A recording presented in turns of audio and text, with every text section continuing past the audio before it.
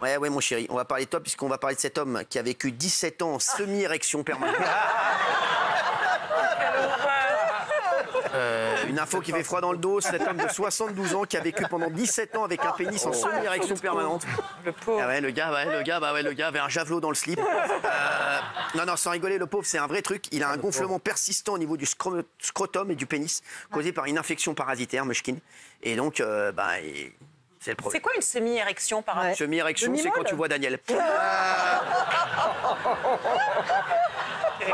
déjà bien, moi, je trouve.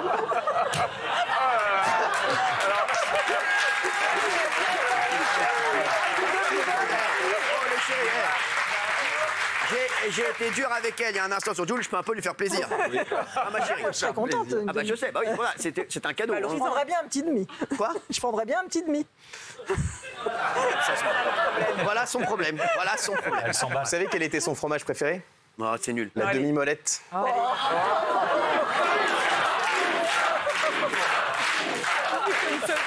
Bon voilà le pauvre, écoutez, on l'embrasse en tout cas. Mais Vous savez, Cyril, que on c'était espère quand qu'il même... nous regarde. Apparemment, il n'a pas besoin de télécommande, hein, il peut changer. Mais vous savez que c'était quand même causé par des piqûres de moustiques. Non, sûr, c'est vrai. Par des piqûres de c'est pas moustiques, oui. Et puis Quand je vous dis que les moustiques, c'est un fléau. des vers microscopiques, mais aussi les piqûres de moustiques. Donc c'est quand même étonnant. Eh ouais, quand je vous dis les moustiques, gare aux moustiques. Gare aux moustiques. La semi, il vaut mieux en Est-ce que vous avoir. avez vu l'incroyable vidéo d'une passagère qui s'endort dans le coffre à bagages d'un avion? Un passager a filmé la scène, tout le monde l'a reprise sur les réseaux. Regardez, merci de revenir.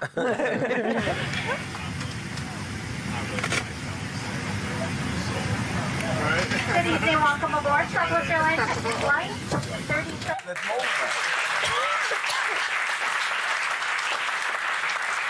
C'est incroyable, hein. Non, mais franchement. C'est une compagnie américaine, Southwest, et personne n'arrive à savoir pourquoi elle a fait ça. Et c'est petit, non, quand même. C'est petit, on arrive. Alors, ils sont en train de lui demander est-ce que c'est une provocation pour faire du buzz? Est-ce que vraiment elle était bien là-haut? C'est déjà arrivé, mais c'est très rare. Et évidemment, là, ça fait un buzz incroyable. Oui, une question. Elle est rentrée comment? Toute seule? Qui c'est qui l'a pas? Non, il y a quelqu'un, non, là, quelqu'un.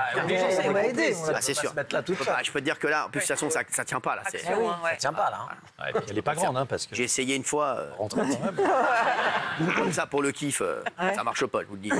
C'est une drôle d'idée. Vous avez vu, des chercheurs sud-coréens auraient trouvé un aliment miracle capable d'éradiquer la faim dans le monde. C'est un truc de fou. Je peux vous dire, regardez, vous avez vu ça? C'est un riz miracle. L'aliment parfait. Hyper protéiné. Eh oui. On peut regarder. Regardez, on peut regarder. Dans ce laboratoire, on fabrique une alternative à la viande, à partir de cellules de bœuf fixées sur des grains de riz. Ce liquide rose donne au riz un léger goût de bœuf.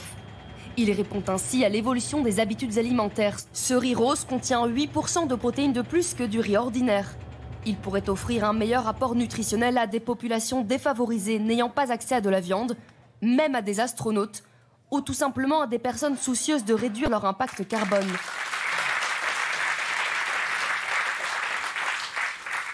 Le principe, c'est des grains de riz infusés avec des cellules de bœuf. Et là où c'est extraordinaire, c'est que ça permet, en prenant les cellules, de ne pas tuer les bœufs. Bien sûr. Donc non seulement ça peut éradiquer la faim dans le monde, mais aussi minimiser l'élevage de bœufs dans le monde, qui est un des responsables du réchauffement climatique. Vraiment préserver l'utilisation de l'eau. Kelly, lui. Tous les tests qu'on a fait précédemment, s'appelle Kelly. c'était avec du riz, mais ça n'a pas fonctionné. C'était du riz doré notamment. Il s'appelle Avec- Kelly, lui. Il s'appelle Kelly. Il entend.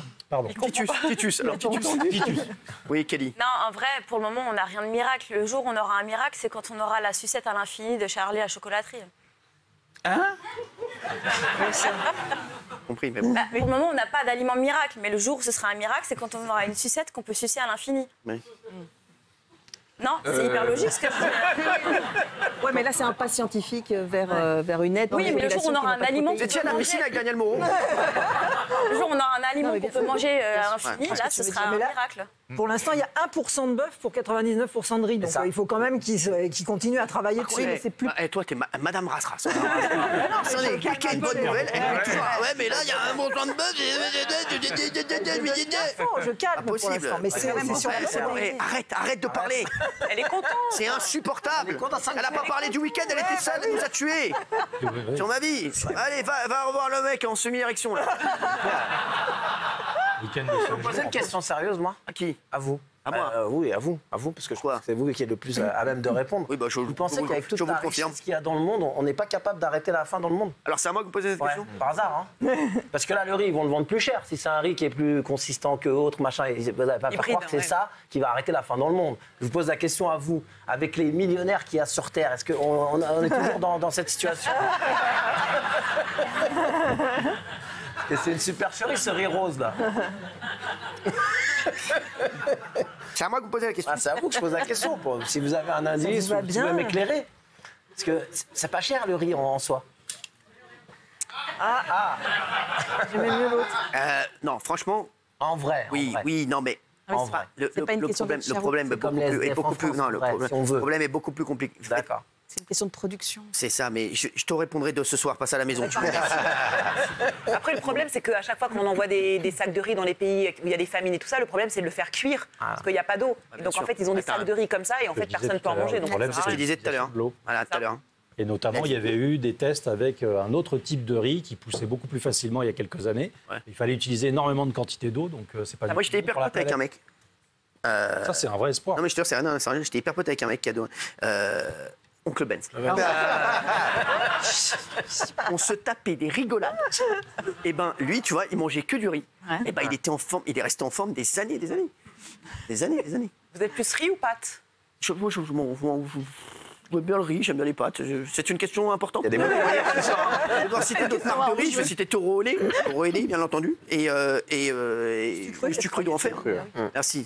On voit que c'est la ménagère qui est là. La ménagère, plus de 80 ans. Regardez, quel bonheur de l'avoir parmi les chéris.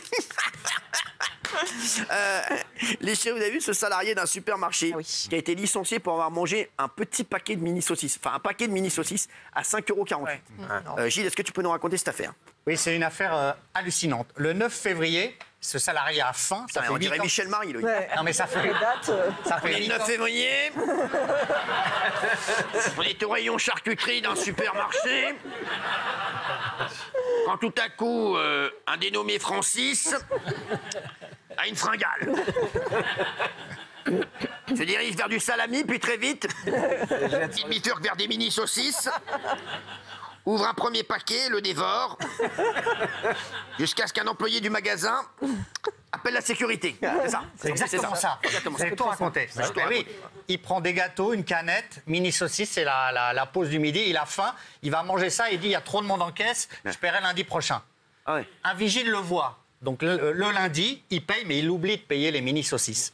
Et comme le vigile l'a vu, l'a dénoncé à la direction, la DRH le convoque et lui dit préjudice de 5,48 €, licenciement pour cause réelle et sérieuse, jamais aucun avertissement en 8 ans, il est viré. Alors la direction dit qu'en fait, il y a d'autres motifs, mais sur sa lettre de licenciement, c'est que ça qui est stipulé.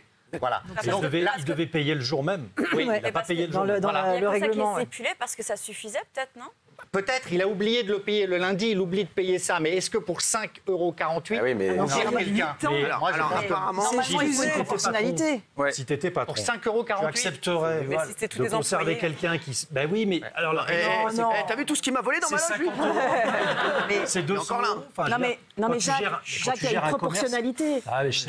Et avant de licencier, il y a peut-être des mesures conservatoires autres que le licenciement. Tu peux avoir...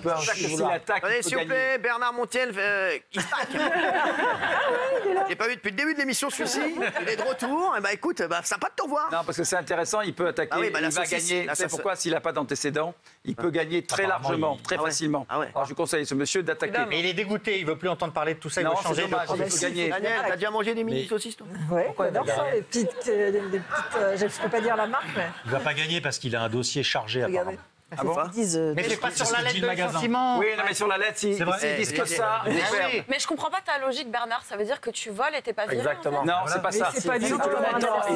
C'est assez ridicule de dire qu'ils auraient dû déjà prévenir, avertissement, etc. Ils sont en tort. Non, il paraît qu'il va gagner. Il a volé. Il a payé 2 des 3. Allez, laissez. C'est bon, on a réveillé Bernard Montiel, c'est la seule bonne nouvelle de cette séquence. Non, franchement. Vous avez vu qu'il y avait le festival de la Coupe Mulet. Le festival européen, c'était en Belgique, j'ai failli y aller. Pas mal. Alors sachez que ça revient grave à la mode, la Coupe Mulet. Gilles, ça tirait hyper bien. Ouais, je pense. Je te jure, t'es celui qu'il faut. Et toi, fais ça cet été. Je te jure, une coupe mulet. Je vais discuter, C'est quoi la différence par rapport à ta coupe? Ça n'a rien à voir. C'est ce qu'il a là, on va le mettre là. Ouais, ce qu'il a là, on le met là. Tout ce qui est là, on le met là. D'accord? Tu vois, bam, là, bam, bam, bam, bam, bam, bam. La cour ici, long là, chut, comme ça. Bah, je te dis que ça tire hyper bien. Merci Cyril. Je te jure que c'est vrai, parce que toi, t'as le visage pour. Ouais. Je te jure que c'est vrai. T'as le visage en triangle isocèle. Ok. Je trouve ça Darka. Ouais, du regard des autres, tu te contrefoutras. Ah ouais. C'est leur précepte. Ouais. Bah en tout cas, le message moi je trouve que c'est très sympa et ça fait du bien d'avoir des images un peu sympathiques, drôles, rigolotes. Merci. Tiens, Benaïm, là, on a fait un retour. Là, on était dans plein les yeux en 86 sur TF1. Je le dis parce que je le pense. Sans rigoler. Alors là, on y était. Là, on était. Tu fermais les yeux. Là, tu faisais un retour. T'étais en 96 sur TF1 avec Benaïm. Ah, nous en a mis plein les mirettes. Les chéris. J'ai envie qu'on parle de l'Eurovision. Il y a tellement de dossiers sur l'Eurovision que. Ah, déjà? Attention, je vous dis, ça va secouer. Ça va secouer. Oui, déjà. Oui, déjà, parce que j'ai énormément de choses à dire sur l'Eurovision. On a deux spécialistes. Michael Dorian et l'homme. Regardez, il y a Michael Dorian et l'homme aux couilles d'acier. Je peux vous dire.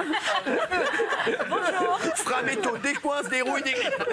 Merci. Fabien Lecoeuvre, bien sûr, le distributeur de canettes. Voilà. Il y a un distributeur de canettes dans le slip, mais il est aussi bon en musique. Merci Michael d'être avec nous. Michael Dorian, journaliste Chant de France, News. Et bien sûr, notre Fabien Lecoeuvre, un puits de connaissances, bien entendu. Et c'est que c'est un puits sans fond de connaissances. Je suis très heureux de vous voir, Fabien. Oui. Toujours un bonheur. J'ai une bonne nouvelle pour vous. Je vous la dirai tout à l'heure. D'accord. Pour l'instant, motus et bouche cousus. Restez là 2 petites secondes, je vais juste parler d'un dernier sujet. Parce que, Ils viennent d'arriver. Ouais, bah. Ouais, c'est vrai. Ouais, c'est vrai.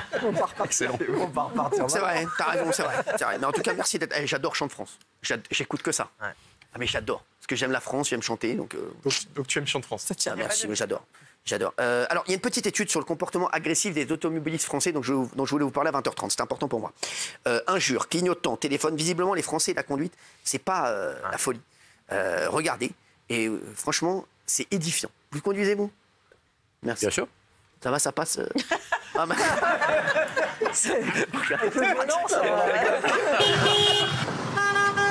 Klaxon, insultes et même parfois des bagarres. Les usagers sont de plus en plus nombreux à admettre céder à l'énervement sur la route, selon le baromètre de la conduite responsable de 2024 publié par Vinci Autoroute. 67% des usagers admettent insulter d'autres conducteurs. 39% disent coller délibérément d'autres véhicules et 55% klaxonnent de manière intempestive sous le coup de l'énervement. 718 personnes sont déjà décédées ce premier trimestre, soit une hausse de 13% par rapport à l'année dernière. Alors, est-ce que, Gilles Verdez, au volant, vous êtes... Alors, j'ai fait une tentative fructueuse de gestion de la colère. J'adore, parce que Gilles Verdez, je connais, c'est le genre de mec, tu sais, quand il sort au volant comme ça, il fait « Hey, t'avances, connard !» et là, il voit un mec qui est chaud, il fait « Non, qu'est-ce que tu disais ? Tu avances, il est tard !» Non, mais ça y est, je suis sûr. Ça peut partir vite. Et à Berlin, j'ai insulté quelqu'un et Fatou m'a engueulé. J'ai insulté une conductrice qui a failli nous écraser. Mais c'était une Allemande, elle comprend pas ce que tu dis. J'ai insulté en anglais. Ah ouais. Tu as dit quoi en anglais? Bitch. Sans